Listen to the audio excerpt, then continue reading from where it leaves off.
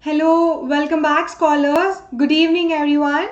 I hope all of you all had a very good day today. So, yes, a brief introduction about myself before starting the topic for today. I am Nikitha and I am your history educator. As of now, I'm only taking classes for standard 12, but starting from September 1st, I will be taking classes for 11th and 12th together, right? So, I very recently graduated from Ashoka University with a bachelor's degree in history and a minor in political science. That's a little bit about me. And just a couple of minutes here, I would like to brief you about some of the Unacademy Plus subscription benefits you can avail. Few of them are you can actually sit at your own places, own homes, and listen to the live classes taught by some of the top educators of India, and you will have access to all of them on one platform. And there's also different subjects and different department courses here you will find. And you can also take part in regular doubt clearing sessions as well as answer writing sessions, and there'll be an exhaustive coverage of syllabus by the educators teaching at Unacademy Plus, so you don't have to worry about missing out on a particular topic. And nextly, there is mentorship given to you guys and also guidance, along with access to study materials in the form of PDFs, which you can later refer to for any queries or doubts. And then finally, you have practice tests and also live test series. So here the ranging of the subscriptions are as 5 categories here, starting from 6 months. Then there is a 12-month subscription available. Then there's a 15, 18, and 24-month subscriptions available also. So here the thing is that the longer period of time you actually take a subscription for, the more beneficial it's gonna be for you, because at the end of the day, if you do that, you will save yourself a couple of bucks, guys. Yes. Apart from Plus, Unacademy also has iconic subscriptions. Here, the features are even better and greater when compared to Unacademy Plus. You will have personal mentorship, like there is that one person given allotted to you guys, and you can go to him or her for any doubts or queries you have regarding the subjects. And there are live doubt solving sessions. Also, weekly reports will be provided to you all along with study planners, and there is also a direct parent connect, right? So here Unacademy Iconic also has 5 subscriptions. The first is 6 months, 12 months, 15, 18, and 24. The same policy applies here. The larger period of time you actually take a subscription for, it is gonna be that much beneficial, right? So yes, we have talked yesterday about some elements of social life belonging to this particular timeline, which is 600 BCE and 600 CE. Today also we will be continuing the same topic, discussing about some other important social elements, right? Like how the social life was constituted, like how did people actually have social gatherings and all that stuff, right? So yesterday we ended with a story on Bodhisatta, um, where we talked about like Matanga and his son, right? So in continuation to that, we have another subtopic in your textbook for today, which is beyond birth, resources, and status, right? So here, uh, till now, we have talked that there were various social actors in the social sphere. When I mean social actors, it's nothing but people belonging to various professions or occupations, right? We've had a huge list.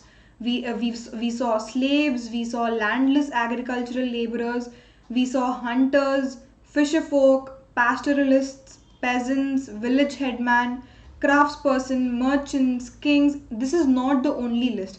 There are some other occupations as well that we came across while studying this chapter for the last 3 days. And to be very honest, these social positions, right, like they were often shaped by their access to economic resources. I will explain what this statement means. This basically says that if I am a king, let's imagine I am a king, right? So now that I am a king, basically I will have so many resources with me. I will have so many jewels, I will have so much treasury, like gold, money, agricultural produce, everything, right? So financially or economically I am very much stable because I am a king.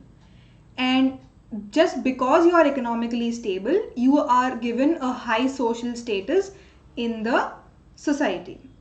If you take another example, suppose I'm a slave.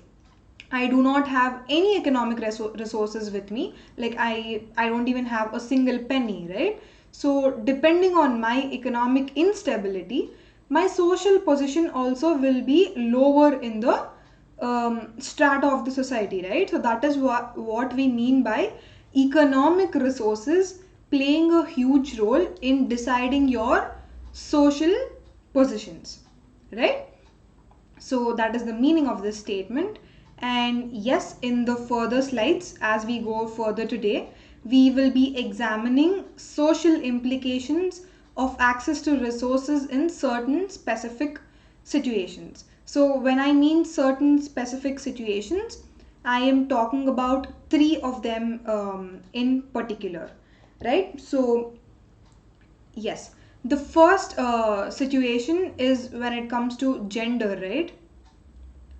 The second situation is in terms of varna, or which we also called as caste. And there is also a third situation here, which is resource distribution. We will talk about all three of them in great detail in the upcoming slides, but just for now, remember we have three subtopics under this theme, which is gender, varna, and resource distribution. We will see how the resource allocation is linked to the social positions in the society, right? So first one is gender. We will start talking about gender here, and yeah. So we'll be taking an example from Mahabharata again. As you must have observed in this particular chapter, we have been talking a lot about Mahabharata. Like here and there, we have always been encountering about examples from Mahabharata, right? So while talking about gendered aspect also, we are looking into the same text, uh, specifically focusing on one particular episode, which is the game of dice, right? So the situation here, or the pretext to the story, is as such that Kauravas and Pandavas have been having conflicts for a very long time, as we have discussed in the previous classes. So because of these conflicts, Duryodhana was so jealous of Yudhishthira, and Duryodhana wanted to challenge Yudhishthira for a game of dice. But Duryodhana, being an evil person here, he actually formulated bad ideas and deceived Yudhishthira, right? Like he um, came up with some plans where Yudhishthira will lose for sure. So that is the setup made by Duryodhana while playing the game of dice. So obviously when you're playing dice back in those days, there is always something at stake, right? So stake basically means, in very crude terms, just compare it to the present day bettings we have, right? The present day bettings. So just like that, Yudhishthira and Duryodhana were playing game of dice, and some of the things were at stake. Like each person has to put what is at stake.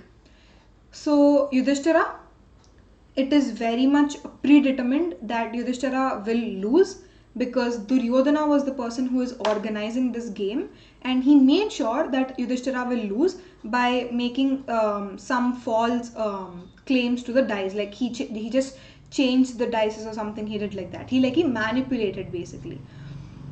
So Yudhishthira started losing as the game progressed. Firstly, all his gold materials were at stake. He lost gold.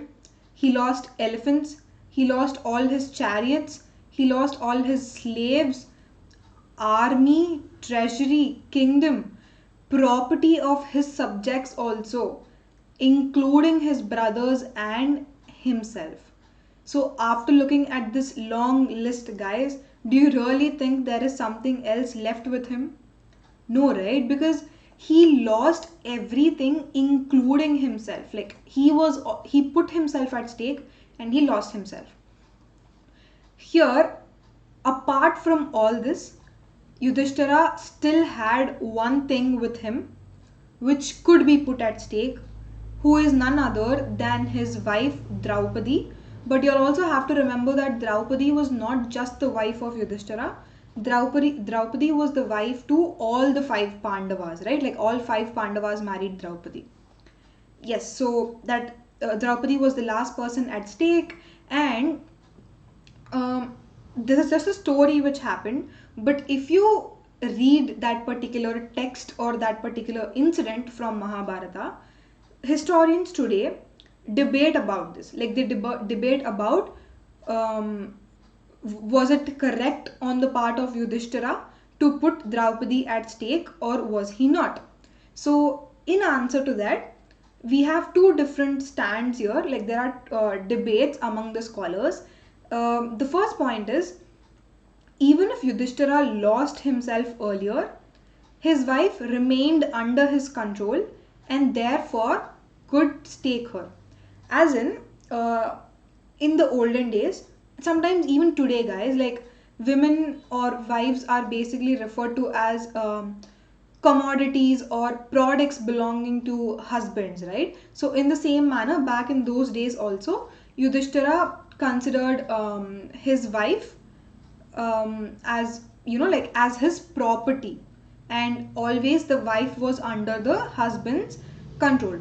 So because of the fact that wife belonged to the husband, Yudhishthira had the right to put her at stake, and they say that yes, it was the right thing which Yudhishthira did. That is what some portion of the historians argue. A few other bunch of historians say that an unfree man, as Yudhishthira was when he lost himself, could not stake another person. Here the argument is that Yudhishthira himself was lost, right? Like while playing the game of dice, he put himself at stake and he eventually lost himself. So he doesn't have a power over himself. So in that case, is it right that he exercises power over somebody else, over another person, when the man himself is unfree? Like once he loses himself, he is unfree, right? Because somebody else is in charge of him. In this situation, Kauravas were in charge of Yudhishthira, right? So in that manner, he was an unfree man, and was it right on his part to put another person at stake, which is basically his wife, when he himself was unfree? So these are two debates we have when it comes to this particular episode in the Mahabharata, right? So here we're talking about a gender issue, and remember what role did Draupadi play in this particular incident. So moving ahead, we will have a clarity to this, which is basically an issue of ownership. As I've said, y'all, women are always considered to be something which can be owned, right? Something which can be possessed. In the same manner, Draupadi was also considered to be a possessed material by her husband. So not just this critical Mahabharata episode, but also various similar issues of ownership can be found in Dharma Shastras and Dharma Sutras if you read those texts. And Manusmriti in particular, again, Manusmriti, we've talked about how Manusmriti was written from 200 BCE to 200 CE. It was written over a span of 4 centuries, right? So in this Manusmriti, a particular portion of the text says that paternal estate was to be divided equally amongst sons, a special share for the eldest. So here the text claims that if a father dies, like he has a lot of property, and let's say the father dies after a point of time, and then whatever resources he had or whatever economic income or economic resources he had, all of them were supposed to be distributed equally among his sons, but not daughters. Very important point to be noted here.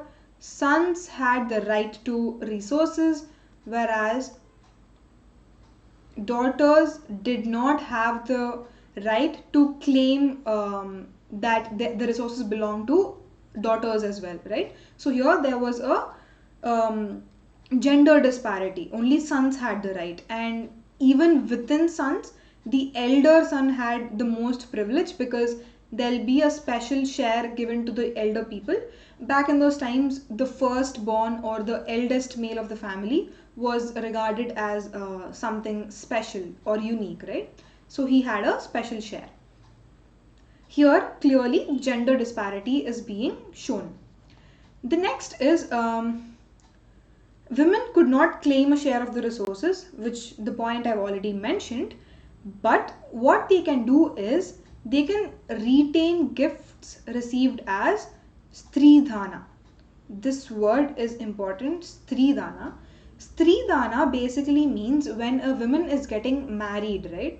So during the time of the marriage, there'll be certain gifts that she's going to receive from different people. It can be relatives, it can be her own father, brother, mother, whoever it is. They will give certain gifts to the bride, and that is called as Shridana. Those gifts are called as Shridana, which are given during the time of marriage, right? So women only had the right to retain those gifts received as Shridana, but they do not have the right to the share of the resources. So that is how women were treated back in those times. They had a very degraded position during the 6th century BCE to 6th century CE time frame. Here, also one other important thing is Stridana could be inherited by children without the husband having any claim on it. Like, for example, there's a family, right? A woman, a husband, and their children. The women and the husband are getting older, or probably it's time that they would die eventually. In that case, the woman can pass on her stridana, whatever gifts she received during her marriage, to her children, and there the husband did not have a claim to these resources. So that's the only good thing about equal share of resources to women. In fact, they did not have an equal share, but the only provision here is that stridana could be passed on without actually husband interfering into Shridana, right? So here Manusmriti also states another point, that women should not be responsible for any of the family properties. Like, they, even though the male or the male person of the family, the male head of the family, let's just say he is too sick to take care of family properties, or he's not in a right mental state, or he's just too old, even if that is the scenario, probably his sons would take care, or his extended family would take care of the family properties, but women did not have the right to take care of the family properties or even their own valuables, right? Before acquiring husband's permission. Only if they had husband's permission, women can become in charge of family property. Yes, we might think that this is the case only with the common people, but the situation must have been different when it comes to elite people.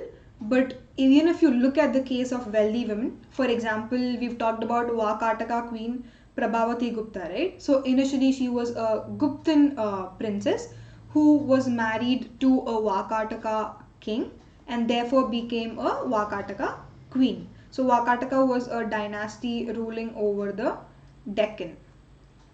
So even Prabhavati Gupta, like figures like Prabhavati Gupta, who were elite women, even they had limited access to resources. Like their position was better when compared to normal women, like common women. But again, they did not have full autonomy. It was only a limited access to resources. Majority of the valuables like land, cattle, and money were generally controlled by men. So, if you look at the evidences, not just the inscriptional evidences, but club them with textual, right? Like you take textual and inscriptional evidences together and then try to analyze a issue.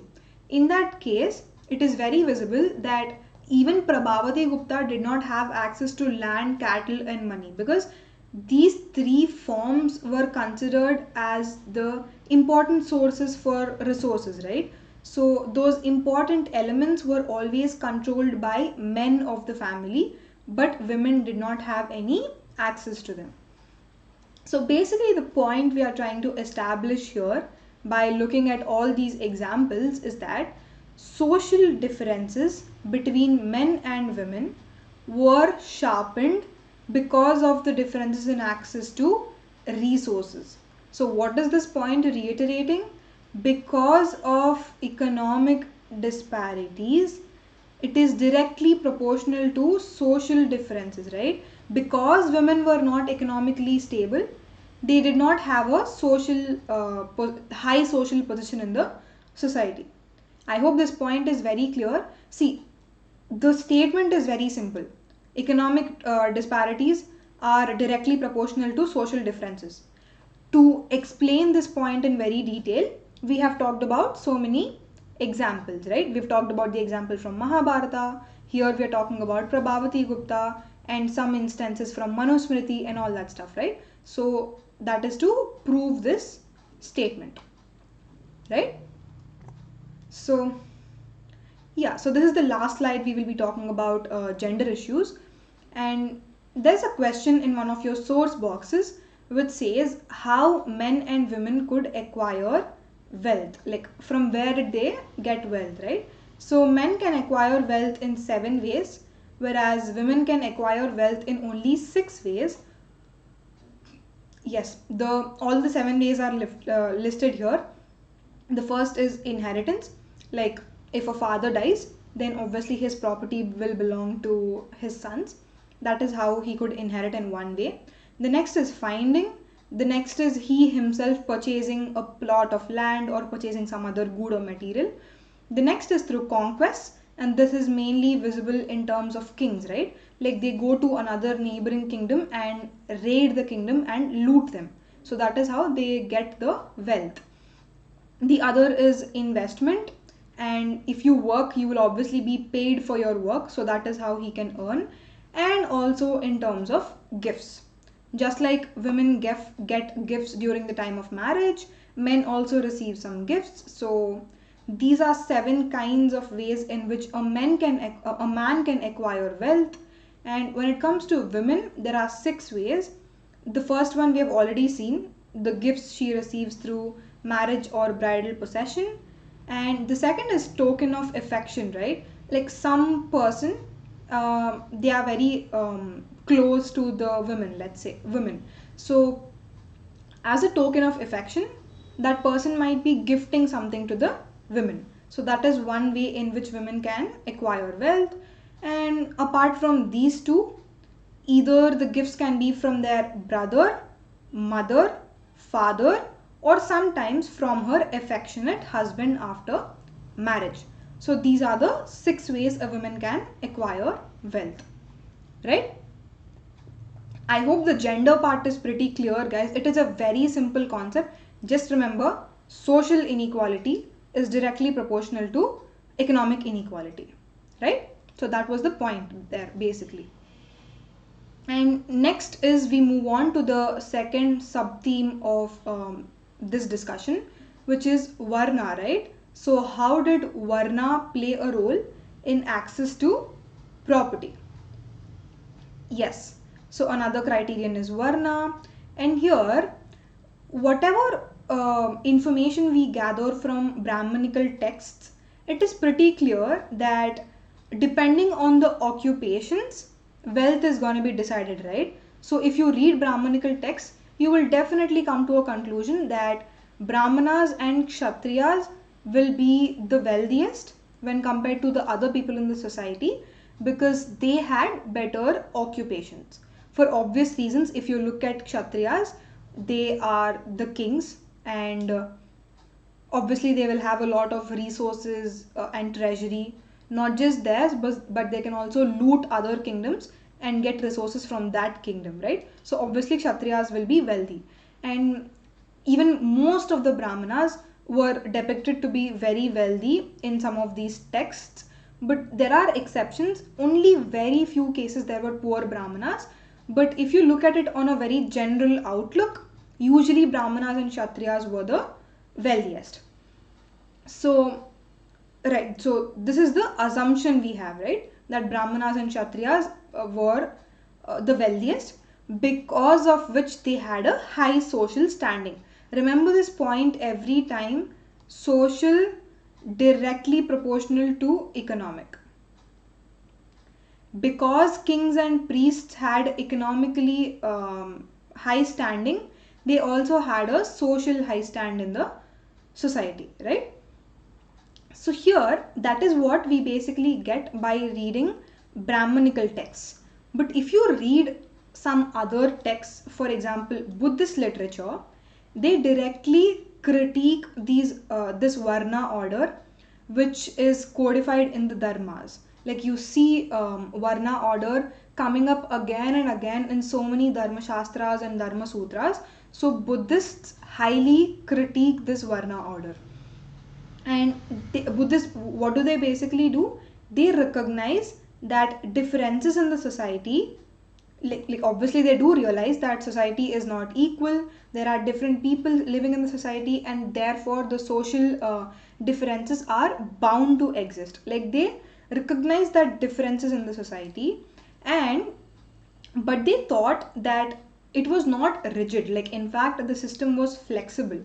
For example, if today I am not that economically stable, right? Like I'm poor, let's say. In the future, if I do well in my profession, there is always a scope that I can improve my economic well-being, therefore furthering my social position in the society, right? So that is what I mean by flexibility. You will not be the same every time. If you work hard and earn enough, your positions in terms of economic and social spheres will vary from time to time. That is what Buddhists believed, which is totally against the idea of the Brahmanical texts. And they also rejected the idea that the status is given to them based on birth, because again the same point, it can change from time to time, it is not based on birth. Here, if you look at a particular source in your textbook, which is source 13, named as the Wealthy Shudra, it is titled the Wealthy Shudra.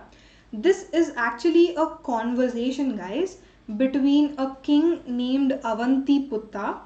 The king's name is Avantiputta, and there's a disciple of Buddha named as Kachana.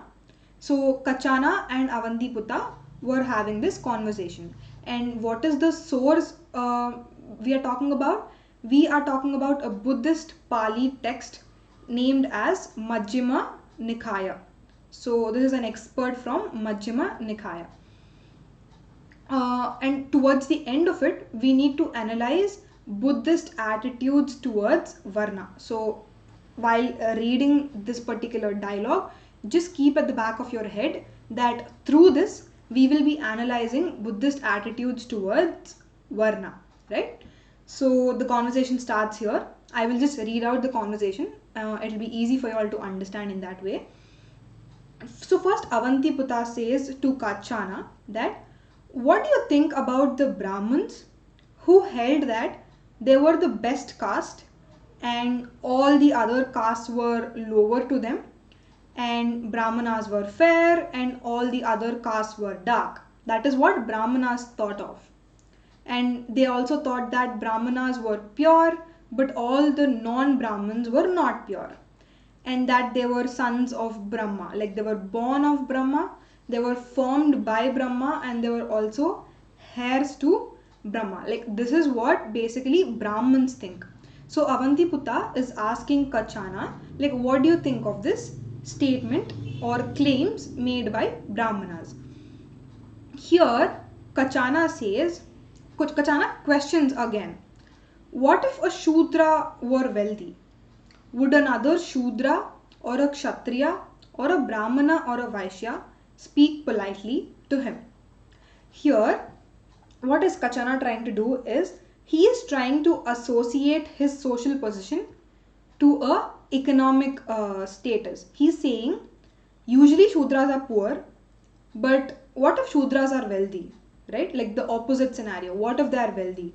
Then would they be respected by the society? Would they be treated equally? Or would people talk to them very politely instead of being very rash and rude? So Kachana is again questioning Avantiputta here. So to that, Avantiputta has an answer, and he says, if a Shudra had wealth or corn or gold or silver, like back in those days, all these were also considered to be as a form of wealth, right? So Avantiputta says, basically if a Shudra is wealthy, he could have as his obedient servant another Shudra to get up earlier than him, to go to rest later, to carry out his orders, to speak politely, or he could even have a Kshatriya or a Brahmana or a Vaishya as his obedient servant. Let's just go here line by line. So basically what Avantiputta says is, if a Shudra is economically doing well, like he is wealthy, let's imagine, then there is always a possibility that another Shudra, or not just a Shudra, but like a Brahmana or a Vaishya or a Kshatriya, it is always a possibility that any of these four categories might act as a servant to the Shudra who is wealthy, right? So there's always a possibility that he will do all the works, right? Like wake up before his master, sleep after his master, to carry out all his activities, to be very polite while talking, like all these activities which basically a Shudra is supposed to do while serving the upper three castes. If a Shudra himself is wealthy, then other people can do this to the Shudra, right? So then Kachana has a question here after listening to the answer given by Avantiputta. He says, if that is the case, like this being so, are not these four varnas exactly the same? Because you are telling me, if I am a Shudra, if I am a Vaishya, if I am a Kshatriya, or if I am a Brahmana, that doesn't matter. But if I am wealthy, then definitely I can have servants under me, right? So that is what Avantiputta meant in this statement. So then Kachana has a question. If that is the case, then aren't varnas exactly the same? Because there is no difference between all these varnas, right, in this statement. And then Avantiputta concludes, yes, you are absolutely right. There is no difference amongst all the varnas on this count. So this is the incident which happened, a dialogue between Avantiputta and Kachana. Here, what we as history students need to understand is this point. So, what according to this text explains social difference, right? So, till now we have been thinking just because he's a Shudra, he doesn't have a good social standing in the society. But now if you look at a wealthy Shudra and servants are there under him, then what do you make of social differences in the society, right? So here we can come to a conclusion that it is not the social differences, but the economic disparities are giving rise to social differences and categorizing people into different sectors, right? So the point here is economic, right? Yeah. I hope that point is clear. So that was the second theme in discussing about today's topic. The third theme is alternative social scenario, which is sharing wealth, right? So this is the third theme we'll be discussing. What if the social standing in the society is not assigned based on varna, right? It's not based on varna or gender, but in fact, what if it is based on sharing the wealth, right? So the third aspect we'll be looking about is sharing wealth. Here, men who are basically generous, like they have the heart to donate to the poor or the needy, right? So that is basically generous, and they were highly respected in the society. But on the other side, men who are miserly or accumulated wealth for themselves, like miserly is basically not willing to spend money or not willing to donate money, or who just earned for themselves but not to donate to other people. These kinds of men, they were not respected in the society. In fact, they were despised. Despised is hated, right? So they say that if you're generous enough, you will be respected. If you are not, then you will be despised. That is what this statement says here. And one important source to look at where you find so many examples proving this statement are the texts from Tamilakam land. Tamilakam is basically the land of Tamils, right? Tamilakam translates to land of Tamils. So this is the age where Sangam literature was being produced, like Tamil Sangam literature. And we've talked about how in the South India there are kingdoms like Cholas, Cheras and Pandyas, but we do not call them kingdoms, but in fact we call them chiefdoms. We have talked about this in chapter 2, right? So we will talk about one of the instances which happened in Tamilakam in one of the chiefdoms. So here there is one incident. I think it's one of the source boxes in your textbook. Here they say that bards are nothing but poets. So remember, whenever I'm using this word called bards, I'm referring to poets, right? So these chiefs, the chiefs of the chiefdoms, which are basically the rulers of the chiefdoms, they actually patronized poets. And what did these poets do? They sang praises for the chief, right? So we'll talk about one such poem from Tamil anthologies where they talk about social and economic relationships, right?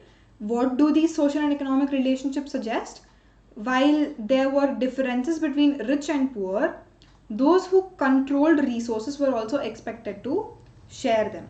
So we have a lot of Tamil poems which do recognize that society is very different.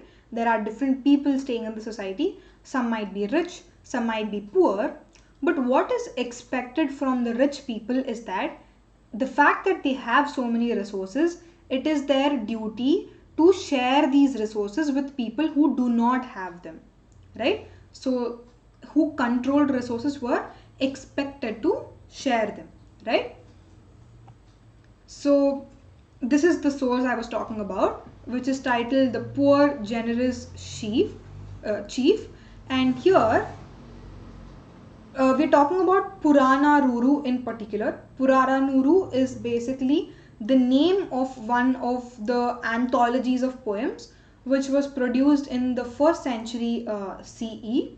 Again, Tamil Sangam literature.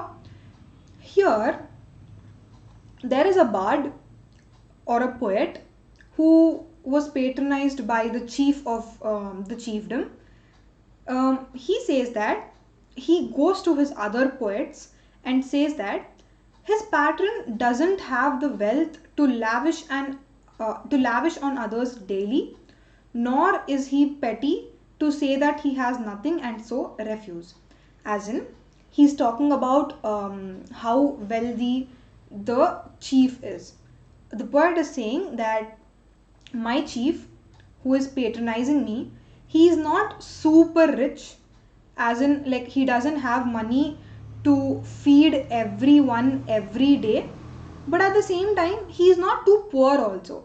Like, he's not so petty that even though he has some limited resources, he would be very much willing to share them to the other people who are in need. Like, he's not petty. So here we have to understand that he's the quality which is being mentioned about the chief is that he is being a generous person, right? So here, just a little bit about where he lives, right? Like, the patron or the chief, he lives in Iranthai. Like, Iranthai is a place in the land of Tamil. So he lives there and is very generous. The point already established. And he is enemy to the hunger of bards. What this basically means is he can't tolerate the fact that some of the poets are hungry, like hungry as in they are not economically stable, they don't even have enough resources to buy food for themselves, right? So that is how patron was very generous. And if any of y'all want to get rid of your property, like, this is all the poet is saying to other poets, right? Like, he's saying that if any of y'all want to get rid of your poverty, go to this chief, go to my patron, and show him your hungry ribs. Like, show him how lean you are, how thin you are, because you don't have enough sufficient food to eat, right? So he says that if you want to get rid of your property, go to him. And what will the chief do then? He will immediately go to the blacksmith of the village and ask him to make a long spear for war, one that has a straight blade. I understand there is no connection between the previous point and this point, but here basically the backstory goes, which basically highlights the generosity of the chief, that if you go to him and say to him that I am hungry, and if he has anything with him, if he has resources with him, he will definitely give them to the person in need. But in case he himself doesn't have resources, then he is ready to wage a war against a neighboring kingdom, right? Because his utmost importance is his own people, or people living under his chiefdom, right? He only cares about people living under his in his chiefdom. So he's saying that he will immediately go to a blacksmith and prepare a sword or a long spear for himself and be ready for a war, defeat the other person, and get their resources and distribute to among these poets. So that is how generous he is, that is how considerate he is of his own people. So that is one thing we need to understand from this poor generous chief. So basically the point being, the more you share your resources, which basically is you being generous, then you will have a high social standing. Exactly, in this case also, the patron uh, is being praised by the poet. The poet is talking very highly of the patron. But let's imagine the patron is very greedy. He doesn't want to distribute any of his resources. Then do you think poet will praise the patron? No, right? In an obvious case, if you are not generous enough, you will not have a good name in the society, right? So that is the point about sharing resources.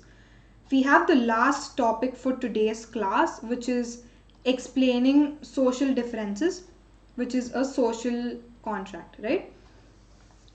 I'm sure if you're a political science student, like if any of y'all must have read any political theories, especially Western political theories, you will come across a person called Hobbes and Locke, John Locke. So these are two people who came up with a theory called a social contract theory, and it is very identical to what we are going to discuss right now in this particular slide, right? So here in India, so the Hobbes and Locke though came long time after, like they were in like 17th 18th centuries, but here we are talking about 6th century BCE, almost so many 2-3 millenniums before, right? Here, Buddhists developed an alternative understanding of social inequalities and of the institutions required to regulate social conflict. They basically saying that the social inequalities which are existing in the society, they wanted to find what is the origin for it, like why are people socially unequal, and what is the way in which we can actually resolve these social conflicts, right? So we will be talking about that one particular aspect, and the main source for us here is Sutta Pitaka. Sutta Pitaka is one of the Buddhist texts. So we are referring to Sutta Pitaka here. This is like originally, like way before humans and plants actually evolved into their existing bodily forms. Like before, humans were not like this, like as we are right now here in the existing bodily forms. Initially, humans were not like this. They had a different physical structure. Even plants, in that, for that matter, they had a different physical structure. So in that case, the Buddhist texts say that they lived in peace, like animals, plants, humans, everybody existed in a single space. There is no conflicts, there are no issues. Everybody lived in a very peaceful manner by collecting whatever they need from the nature, right? Like if they need to have a meal, probably they'll collect fruits from trees, or if they need firewood to ignite fire, then they'll probably collect timber or wood from forests, right? They only took whatever is necessary but not extra. But as the time passed by, people became greedy, vindictive, and deceitful. Like as the time passed by, people started thinking and people started being very greedy, that they want everything to themselves. Like be it resources, be it food, be it anything, they were just greedy that they wanted everything to themselves. So what happened here is, then there were so many conflicts because of greediness. Then what people thought, again quote unquote, what if we select a certain being, like a person amongst themselves, who would be wrathful when indignation is right? Wrathful as in like being like, or fighting for good, right? If any wrong thing is being done, what if there is a person who can actually counter this wrong thing, who can say that this person is doing wrong and therefore he should be punished? What if there is a person like that? Or what if he has the right to banish few people who deserve to be banished? Like basically whatever wrong is happening in the society, what if there is a person who is in charge to undo that wrongdoings, right? So they wondered to themselves, and that is when actually they came up with a post called Mahasammatta, who is basically the great elect, where people will choose one person amongst their own community to guide and lead them, to morally establish what is right, what is wrong, what is supposed to be done, and what is not supposed to be done, like ethical behavior, right? So, this Mahasamata, who will be elected from amongst their own people, he will rule the people, he will decide what is good and bad. But for doing that, what is he going to get in return? People will give him a portion of rice for whatever services he is giving to the society, right? So this is how the kingship came into being. Like this Mahasamata eventually became very monarchical, and then rulers, and then kings, and then emperors. Like that it happened. So here we need to consider these four important questions after looking at this social contract theory. It says, or basically it suggests, that institution of kingship was human's choice. As I have told y'all, before we never had something like a leader or a king. It is because people mutually decided we have a kingship, like it is human's choice. Second thing is, tax was a payment for services rendered by the king. like whatever the tax we are paying right now, like even right now, if you see in the 21st century, we pay a lot of taxes to the government of India, right? Why are we paying taxes?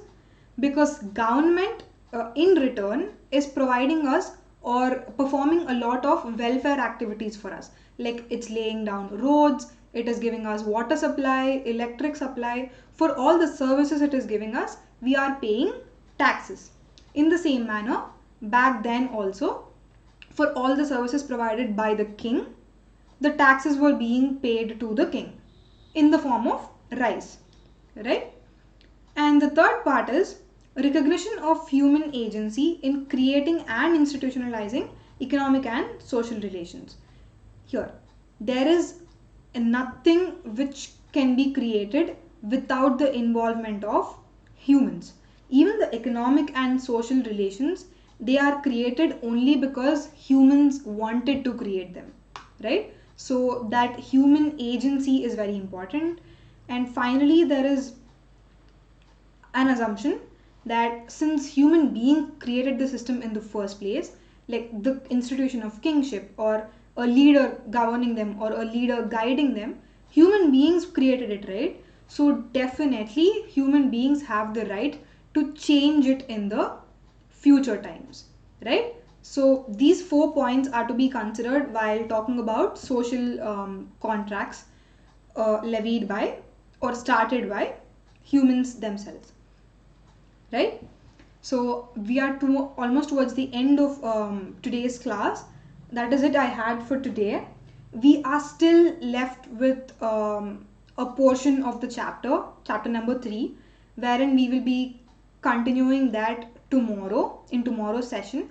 But for today, thank you so much guys for tuning in.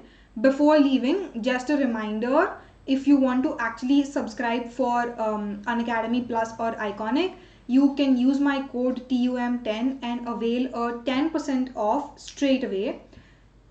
And yes, again I'm reiterating the same point. If you all have any questions or queries regarding whatever has been taught today or over the past 4 days, please don't hesitate to put your questions down in the comment section. Any doubts, any comments, any clarifications needed, please put them down in the comment box. And if you like the content of this video, please do like the video, comment down below, and also subscribe to our channel Unacademy. So thank you so much guys for tuning in. I will see you tomorrow again at 6 p.m. where we will be talking about the continuation of this chapter, and I will be winding up this chapter as well. So tomorrow is the last day where we will be talking about chapter 3, after which we will have a couple of quizzes and then we will move on to chapter 4. So that is the schedule we have for tomorrow's class. Please don't forget to tune in at 6 p.m. tomorrow. And thank you so much for coming in today guys. Thank you so much. Have a good evening everyone. Thank you.